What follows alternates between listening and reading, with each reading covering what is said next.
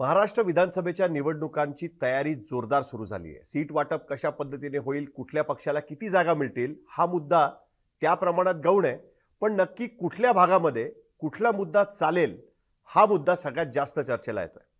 महाराष्ट्रामध्ये प्रत्येक विभागामध्ये म्हणजे महाराष्ट्राचे आपण जर 5 विभाग केले तर प्रत्येक विभागामध्ये वेगवेगळ्या पद्धतीची निवडणूक लढवली जाते। अनेक जण म्हणतात की महाराष्ट्रामध्ये 5 राज्य निवडणूक लढत असतात आणि त्याचमुळे मराठवाड्यामध्ये यावेळेस जरांगे पाटलांचा फॅक्टर विधानसभेसाठी कशा पद्धतीने काम करेल यावर सगळ्यांचं लक्ष लागलेलं आहे। जरांगे पाटील उमेदवार देणार का? जरांगे पाटलांची ताकद लोकसभेसारखी दिसून येणार का? का जरांगे फॅक्टर हा डिमिनिश होत चाललाय, त्यांची ताकद कमी होत चालली आहे? या सगळ्या मुद्द्यांवर चर्चा सुरू आहे। ही चर्चा सुरू असताना वेगवेगळ्या पक्षांचे जे सर्वे होत असतात त्यामध्ये एक इंटरेस्टिंग माहिती समोर आली आहे आणि त्या माहितीच्या आधारे जरांगे फॅक्टर कोणाला त्रासदायक ठरू शकतो यावरती मी तुमच्या समोर चर्चा करणार आहे। नमस्कार, मी साहिल जोशी, मुंबई तक मध्ये आपलं स्वागत आहे। सगळ्यात आधी मी म्हणालो त्या पद्धतीने महाराष्ट्रातली विधानसभा निवडणूक ही पूर्ण राज्याची होत असते, पण तरी सुद्धा महाराष्ट्रातल्या वेगवेगळ्या भागामध्ये वेगवेगळे मुद्दे आणि वेगवेगळ्या पद्धतीची निवडणूक किंवा प्रचार होताना आपल्याला बघायला मिळतो। मग मुंबईमध्ये वेगळे मुद्दे समोर येतात, मुंबईसाठी वेगळी स्ट्रॅटेजी प्रत्येक राजकीय पक्षाला घ्यावी लागते। कोकण, ठाणे यासाठी वेगळी स्ट्रॅटेजी घ्यायला लागते। पश्चिम महाराष्ट्रामध्ये वेगळ्याच पद्धतीची लढाई होते। मराठवाड्यामध्ये वेगळ्या मुद्द्यांना सामोरं द्यावं लागतं आणि विदर्भामध्ये महाराष्ट्रापेक्षा कंप्लीट वेगळ्या पद्धतीचं राजकारण बघायला मिळतं। उत्तर महाराष्ट्रामध्ये भारतीय जनता पार्टी स्ट्रॉंग असली तरी सुद्धा उत्तर महाराष्ट्राच्या राजकारणाचा बाज त्यांना सांभाळावा लागतो आणि म्हणूनच प्रत्येक भागामध्ये वेगवेगळ्या पद्धतीची स्ट्रॅटेजी अवलंबताना मराठवाडा हा जो 14 आणि 19च्या निवडणुकीमध्ये भारतीय जनता पार्टीच्या पाठीशी ठामपणे उभा राहिला होता, तो यावेळेस काय करतो याकडे सगळ्यांचं लक्ष लागलंय आणि याच मराठवाड्यामध्ये जरांगे पाटील फॅक्टर हा अत्यंत महत्त्वाचा ठरणार आहे। त्यासाठी आपण लोकसभा निवडणुकीच्या निकालांवरती आपण जरा लक्ष घालूया। लोकसभा निवडणुकीच्या निकालांकडे जर आपण बघितलं तर आपल्याला लक्षात येईल की मराठवाड्यातल्या 9 लोकसभा मतदारसंघामध्ये ज्या पद्धतीचं मतदान झालं आणि ज्या पद्धतीचा रिझल्ट लागला त्याच्यावरती जर आपण बघितलं तर आपल्याला लक्षात येईल की मराठवाड्यामध्ये सगळ्यात मोठा फटका हा भारतीय जनता पार्टीला बसला। मराठवाड्यातल्या 9 मध्ये 3 जागा या 9 पैकी 3 जागा या काँग्रेसने जिंकल्या। त्याच्यामध्ये नांदेडची जागा काँग्रेसने जिंकली की ज्या ठिकाणी तर काँग्रेसला एक मोठा फटका म्हणजे त्यांचे अनेक वर्षापासून त्यांच्याबरोबर असलेले अशोक चव्हाण हे भाजपबरोबर निघून गेले होते। त्यांना जरांगे फॅक्टरची भीती वाटत होती, त्यांना वाटत होतं की जरांगे फॅक्टर काँग्रेसच्या विरोधात काम करेल, त्या भीतीने अशोक चव्हाण हे भारतीय जनता पार्टीत आले। पण तरी सुद्धा नांदेडची जागा काँग्रेसने जिंकली। जालन्याची जागा रावसाहेब दानवे अनेक वर्ष त्या मतदारसंघाला रिप्रेझेंट करत होते, अनेक पावसाळे त्यांनी त्या मतदारसंघामध्ये बघितले, पण तरी सुद्धा यावेळेस तिसरा कॅन्डिडेट आणि तोही जरांगे पाटलांनी पाठिंबा दिलेला असून सुद्धा त्या निवडणुकीमध्ये जालन्यामध्ये काँग्रेसचे कल्याण काळे निवडून आले आणि तिसरी जागा सुद्धा काँग्रेसने विनासायास त्या ठिकाणी जिंकली। असं करून 3 जागा या काँग्रेसने, लातूरची जागा सुद्धा ऑफकोर्स की म्हणजे अनेक वर्ष भारतीय जनता पार्टी तिकडे जिंकतेय, अनेक निवडणुका भारतीय जनता पार्टी जिंकते। शिवराज पाटील चाकूरकर यांचा पराभव भारतीय जनता पार्टीकडनं 2004 मध्ये झाल्यानंतर सलग भाजप त्या ठिकाणी जिंकते। यावेळेस मात्र काँग्रेसला ती जागा राखता आली। दुसऱ्या बाजूला नव्यानेच नाव मिळालेला, चिन्ह मिळालेली शिवसेना उद्धव बाळासाहेब ठाकरे पक्ष त्यांनी 4 जागा मराठवाड्यामध्ये जिंकल्या। त्यांच्या 9 पैकी 4 जागा मराठवाड्यातनं येत आहेत आणि 1 जागा म्हणजे बीडची जागा ही राष्ट्रवादी काँग्रेस शरद पवार यांना मिळाली आणि ती ही बीडची बजरंग सोनवणे यांना त्या ठिकाणी उभं केलं गेलं होतं आणि मराठा वर्सेस ओबीसी या संघर्षामध्ये अवघ्या 4,500 मतांनी बजरंग सोनवणे त्या ठिकाणी निवडून आले होते। यातनंच आपल्याला लक्षात येतं आणि औरंगाबादची जागा ऑफकोर्स शिवसेना एकनाथ शिंदेने जिंकली आणि तिकडे सुद्धा आपण बघितलं तर शिवसेना युबीटीचे जे उमेदवार होते ते नॉन मराठा उमेदवार चंद्रकांत खैरे त्या ठिकाणी होते आणि त्याच्यामुळे मराठा समाजाची मतं ही संदीपन भुमरे यांना पडली आणि संदीपन भुमरे त्या ठिकाणी निवडून आले। असं म्हटलं जातं की संदीपन भुमरे आणि जरांगे पाटील यांचे अत्यंत उत्तम संबंध आहेत, त्याचा फायदा कुठेतरी भुमरेंना झाला असंही तिकडे म्हटलं जात आहे। पण एकूणच यातनं एक गोष्ट स्पष्टपणे लक्षात आली की मराठवाड्यामध्ये काहीतरी वेगळं चित्र दिसतंय। जरांगे पाटलांचा फॅक्टर मराठवाड्यामध्ये मोठ्या प्रमाणात वर्कआउट होतोय आणि याच संदर्भात विधानसभेपूर्वी माझी माहिती अशी आहे की काही राजकीय पक्षांनी जे सिक्रेट सर्वे केलेले आहेत त्या सर्वेमध्ये एक वेगळंच चित्र समोर निघून आलेलं आहे। या संदर्भातली काही चर्चा ज्यावेळेस शरद पवार मुख्यमंत्री एकनाथ शिंदे यांना भेटले होते त्याही वेळेस मराठा आरक्षणाचं काय करायचं याबद्दल त्यांच्यामध्ये चर्चा झाली होती। शिंदेनी त्यांना हेही सांगितलं की आपण सर्वपक्षीय बैठक बोलवूया आणि हे वातावरण निवळण्याचा प्रयत्न करूया।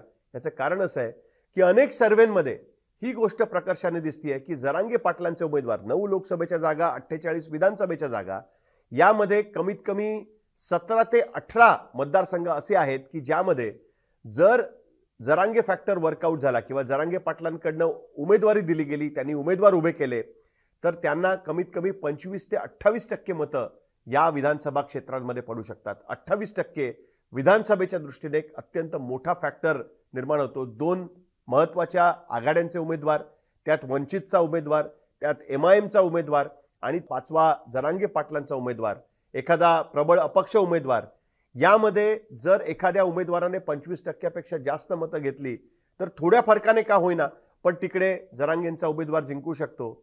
जर जरांगेचा उमेदवार जिंकला नाही तर त्या 28% मतं एवढी मात्र नक्कीच पॉवरफुल ठरतात की त्याच्यातनं महाविकास आघाडी असेल किंवा महायुती असेल त्यांच्या ताकदवर उमेदवाराची मतं तो आपल्याकडे खेचू शकतो। आणि त्याच्यामुळे जरांगे फॅक्टर या सर्वेच्या माध्यमातून जर बघितलं तर कमीत कमी 15 ते 18 अशा सीट्स आहेत की जिथे 25 ते 28% मतं जरांगे पाटलांच्या पाठिंब्याने उमेदवाराला मिळू शकतात। त्याच पद्धतीने म्हणजे जरांगेंच्या उमेदवाराला मिळू शकतात।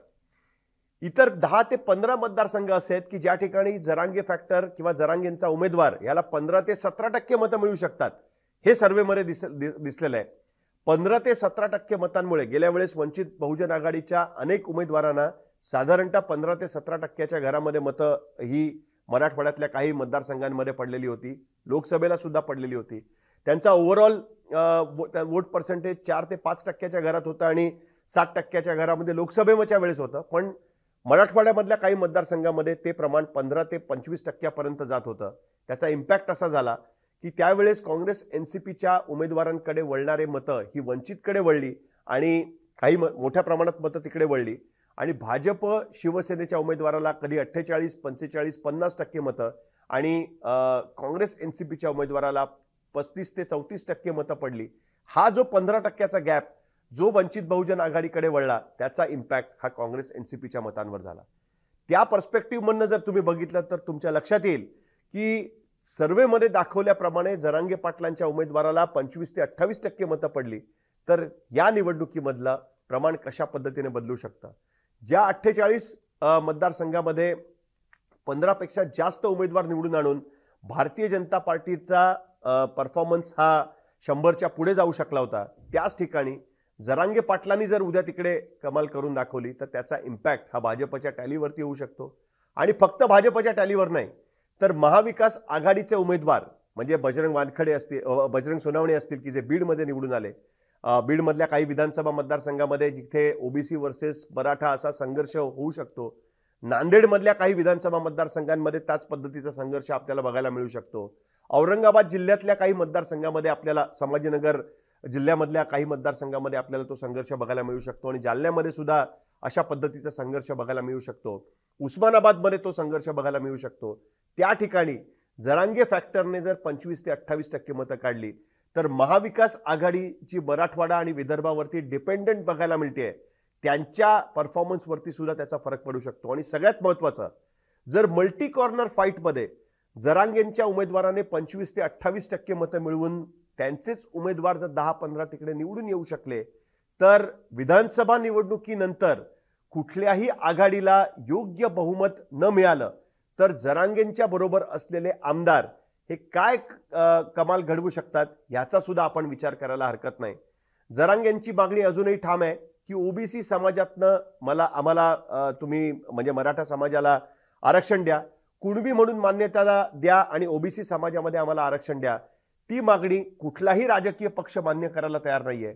महाविकास आघाडी असेल किंवा महायुती असेल दोघांचंही एकच म्हणणं आहे की OBC आरक्षणाला धक्का न लावू देता मराठा आरक्षण कसं टिकवता येईल याकरताच त्यांचा प्रयत्न असणार आहे। हायकोर्टामध्ये ती केस ऑलरेडी गेली आहे, त्याच्यावरती सुनावण्या सुरू आहेत। अजूनपर्यंत तरी मराठा आरक्षण जे वेगळं 10% दिलेलं आहे, ओव्हर अँड अबाव OBC आरक्षण दिलेलं आहे, अजूनपर्यंत तरी ते महाराष्ट्रात शाबूत आहे। त्याचा परिणाम अजूनही काही होताना दिसत नाहीये। पण जर जरांगेंचे निवडून आलेल्या आमदारांवरती महाराष्ट्राचं सरकार टिकण्याची पाळी आली तर त्याचे इम्पॅक्ट हे आरक्षणाच्या पॉलिसीवर काय होतील यावरही लक्ष ठेवणं कुठेतरी आवश्यक असणार आहे. त्यामुळे जरांगे फॅक्टर महाराष्ट्राच्या राजकारणासाठी विधानसभा निवडणुकीमध्ये काय कमाल होऊ शकतो हे या सर्वेतनं आपल्याला स्पष्टपणे दिसतंय. हा व्हिडिओ तुम्हाला कसा वाटला हे तुम्ही कमेंट बॉक्समध्ये लिहून टाकू शकता. आणि मुंबई तकचं यूट्यूब चॅनल तुम्ही सबस्क्राईब केलं नसेल तर सबस्क्राईब बटनवर क्लिक करून तुम्ही सबस्क्राईब करू शकता. बघत राहा मुंबई तक.